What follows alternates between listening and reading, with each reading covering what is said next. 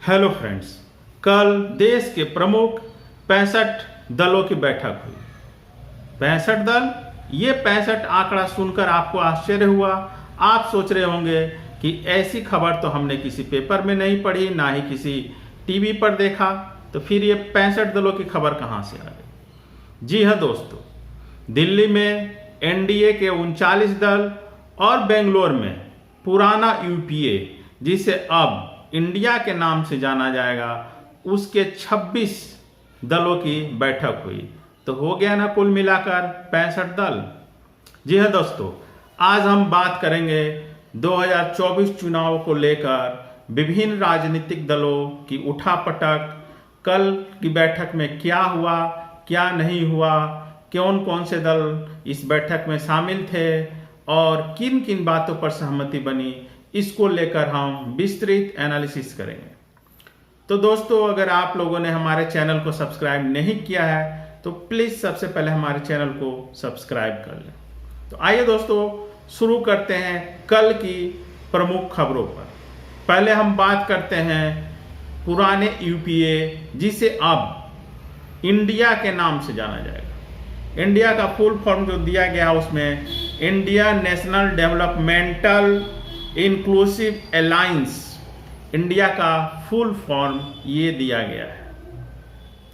कल 17 और 18 जुलाई को बेंगलुरु में विपक्ष के प्रमुख 26 दलों की जो दल शामिल थे उसमें मुख्य रूप से Congress, RJD, JDU, JMM, TMC, Samajwadi party, आम आदमी पार्टी, महाराष्ट्र से आपके उद्धव, शिवसेना ग्रुप के उद्धव ठाकरे ग्रुप, एनसीपी के शरद पवार ग्रुप, तमिलनाडु से डीएमके प्रमुख स्टालिन, सभी वामपंथी दल, सीपीआई, सीपीएम, सीपीएम माले, इसके अलावा केरल कांग्रेस, मुस्लिम लीग और कुछ अन्य छोटे छोटे दल, इन सबों की संख्या कुल मिलाकर 26 थी।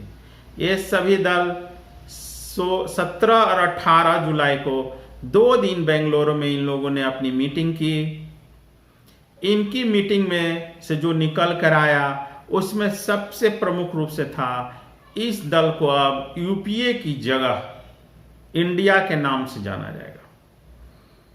बैठक में इस बात का प्रस्ताव राहुल गांधी ने रखा कि यूपीए का नाम अब बदलने की जरूरत है तथा अब इसे बदलकर कोई नया नाम दिया जाए।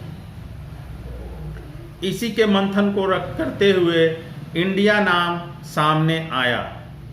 हालांकि जैसी कि खबर आई कि नीतीश कुमार ने इंडिया के जगह इंडियन रखने का प्रस्ताव रखा, लेकिन अधिकांश दलों ने इंडिया नाम को ही पसंद किया। इसके पीछे मुख्य कारण यह है कि बीजेपी अभी तक राष्ट्रवाद के पिच पर खेलती रही है।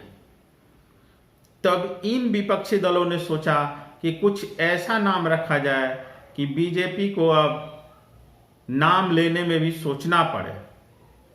तो इसी को विचार करके इस अलायंस का नाम अब इंडिया रखा गया है। इसमें कुल 26 दल है। इसकी संभावना जताई गई कि आने वाले दिनों में 26 दलों की संख्या बढ़कर 30-32 हो सकती है।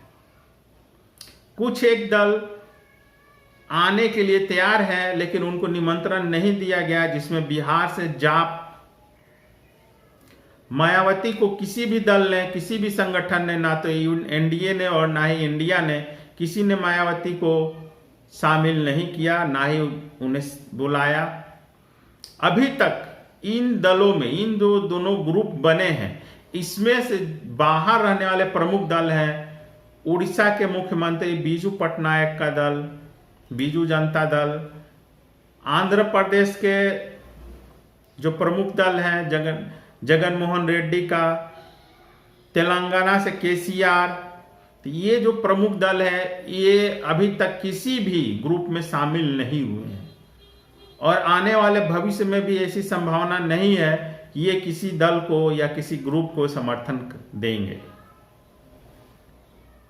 आइए दोस्तों, विस्तार से जानते हैं कि कल इंडिया की बैठक में क्या क्या हुआ। इसकी बैठक 17 तारीख को शुरू हुई। शुरू दिन शाम को लंच डिनर की व्यवस्था थी। हालांकि शरद पवार और उनकी बेटी सुप्रिया सुले 17 तारीख को बैठक में शामिल नहीं हुए थे, तो ऐसी आशंका जताई जा रही थी कि शरद पवार अभी ऊह पूह की स्थिति में हैं और हो सकता है वो 18 तारीख को एनडीए की बैठक में शामिल हो। ऐसी शंका इसलिए जताई गई क्योंकि पिछले 2 दिन 16 और 17 तारीख को उनके भतीजे अजित पवार, जिन्होंने एनसीपी को तोड़कर एक अलग ही ग्रुप बना लिया है, शरद पवार से जाकर अपने विधायकों और मंत्रियों के साथ जाकर उन्होंने दोनों दिन मुलाकात की। इन मुलाकातों को देखते हुए ही सभी लोगों ने यह कयास लगाया कि हो सकता है कि शरद पवार आने वाले दिनों में एनडीए में शामिल हो जाए। लेकिन 18 तारीख को सुबह सुबह ही शरद पवार अपनी बेटी सुप्रिया सुले के साथ बेंगलुरु पहुंच गए। तो ऐसे में जो अफवाहें उड़ रही थी शरद पवार के एनडीए में जाने की, उसको विराम लग गया। बैठक के बाद कांग्रेस अध्यक्ष मल्लिकार्जुन खड़गे ने प्रेस कॉन्फ्रेंस में कहा कि अगली बैठक मुंबई में होगी। उस बैठक का जो मुख्य एजेंडा होगा वो होगा कि 11 सदस्यीय संचालन समिति का निर्माण किया जाएगा, संयोजक समिति का निर्माण किया जाएगा, जिसका मुख्य कार्य होगा सीट शेयरिंग पर आम सहमति बनाना तथा कॉमन मिनिमम प्रोग्राम तैयार करना। मुंबई की बैठक में ही 11 संयोजकों को चुना जाएगा। अब इंडिया ग्रुप की अध्यक्ष, जैसा कि बताया जा रहा, सोनिया गांधी को बनाने की बात चल रही है, लेकिन अभी तक इसकी कोई सूचना नहीं आई है। तो इस ग्रुप में अभी अध्यक्ष का भी चुना जाना है, मुख्य संयोजक का चुना जाना है। हालांकि दलों की संख्या को देखते हुए ऐसी उम्मीद जताई जा रही थी कि इस बार कोई एक मुख्य संयोजक ना होकर 2 संयोजक बनाए जाए। इसमें नीतीश कुमार और अरविंद केजरीवाल का नाम सबसे ऊपर चल रहा है। इसके अलावा मल्लिकार्जुन खड़गे ने कहा कि हमारा ध्यान 2024 चुनाव में लेकर एक राय बनाकर 1:1 हर सीट पर फाइट करने का है। प्रधानमंत्री का चेहरा कौन होगा, इस सवाल के जवाब में मल्लिकार्जुन खड़गे ने कहा कि हमारे लिए मुख्य बात है चुनाव जीतना। प्रधानमंत्री कौन होगा इसका निर्णय चुनाव के बाद लिया जाएगा। अर्थात इंडिया ग्रुप ने अभी तक प्रधानमंत्री कैंडिडेट के मुद्दे को अपना पत्ता नहीं खोला है। तो अगली बैठक मुंबई में होने वाली है। इस बीच शाम को 4 बजे जो प्रेस कॉन्फ्रेंस हुई, उसमें बिहार के मुख्यमंत्री नीतीश कुमार, डिप्टी सीएम तेजस्वी यादव और आरजेडी प्रमुख लालू यादव शामिल नहीं थे। इसको लेकर भी बीजेपी और गोदी मीडिया ने काफी मसालेदार चटाकेदार न्यूज बनाया। इन लोगों ने कहा कि नीतीश कुमार संयोजक नहीं बनाए जाने से नाराज होकर चले आए हैं।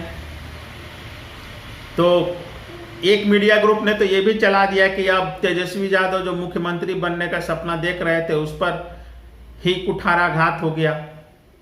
तो ऐसे गोदी मीडिया वाले और भी सत्ता दल बीजेपी वाले हैं जो कुछ का कुछ बात बनाते हैं।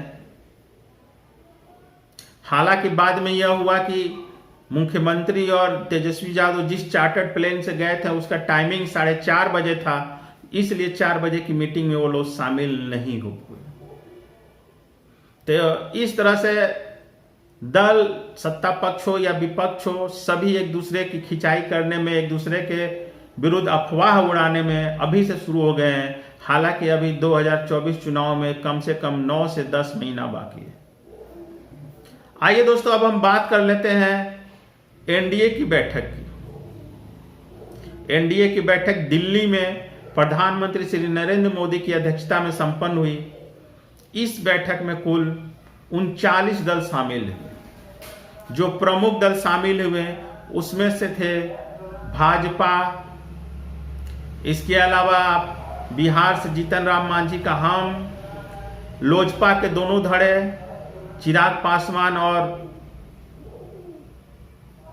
और पशुपति पारस का ग्रुप, उपेंद्र कुशवाहा, इसके अलावा झारखंड से आजसू ग्रुप, आपको तमिलनाडु से अन्ना द्रमुक, इसके अलावा शिवसेना जो शिंदे ग्रुप है वो, इसके अलावा आपको Rashtravadi Congress party Ajit Pawar group, PMK, Hindustani Awam Morcha, अपना दल तथा वीआईपी के प्रमुख शामिल हुए।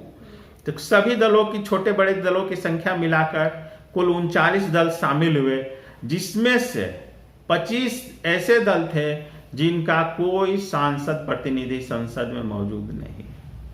तब आप सोच सकते हैं कि कितने महत्वपूर्ण दलों को एनडीए की बैठक में शामिल होने के लिए बुलाया गया था। अगर हम बात करें 2019 चुनाव में कि इंडिया में शामिल दलों के पास कितने सीटें हैं और एनडीए में शामिल दलों के पास कितनी सीटें हैं, तो उसके हिसाब से जो आंकड़ा बैठता है, एनडीए में टोटल 39 दल हैं और इंडिया में 26। लोकसभा सदस्य में कुल एनडीए के 336 लोकसभा सदस्य हैं और इंडिया के 142, जबकि अगर राज्यसभा सदस्यों की संख्या बात की जाए तो एनडीए के 111 सदस्य हैं राज्यसभा के और इंडिया के 98 राज्यसभा सदस्य। तो इस तरह से अगर हम देखें तो 2019 चुनाव के हिसाब से एनडीए इंडिया पर काफी भारी है, लेकिन चुनाव तो चुनाव होते हैं, 5 साल में काफी बातें बदल जाती हैं। अगर सीटों की ही बात करें तो एक समय राजीव गांधी के पास 400 से ज्यादा सीटें थी, लेकिन जब 1989 में चुनाव हुए तो सीटों की संख्या 200 से भी कम हो गई। तो इसलिए सीटों के आधार पर दलों की ताकत को आंकना काफी बड़ी भूल होगी, क्योंकि अभी माहौल कुछ दूसरा ही है। अभी देश में बेरोजगारी, महंगाई, शिक्षा, इसको लेकर कुछ अलग माहौल बन रहा है। हालांकि विपक्ष अभी भी प्रमुखता से इन मुद्दों को नहीं उठा रही। कल की बैठक में, एनडीए की बैठक में प्रधानमंत्री मोदी ने एनडीए का क्या एजेंडा होगा वो तो नहीं बताया, लेकिन ये बताया कि इंडिया में कितने घोटालेबाज शामिल है, उन्होंने क्या क्या घोटाला किया है, परिवारवाद पर भी लेकर पूरा भाषण दिया।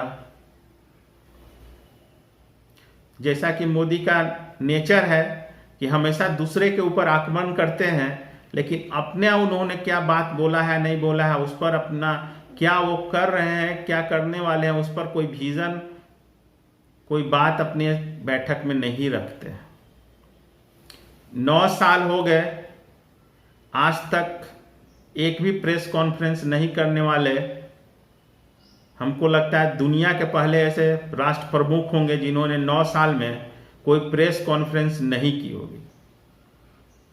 सिर्फ अपनी मन की बात कहना, दूसरे की ना सुनना। तो पिछले 9 सालों से यही चल रहा है देश में। अगर विपक्ष इन सब मुद्दों को प्रमुखता से उठाएगा तो हो सकता है 2024 में कुछ नया देखने को मिले। आने वाले दिनों में इन दोनों धड़ों की बैठक को लेकर क्या होता है, क्या नहीं होता है, इंडिया ने तो बोल दिया है कि अगली बैठक मुंबई में होगी। अब देखा जाता है कि एनडीए की अगली बैठक कब और कहां होती है।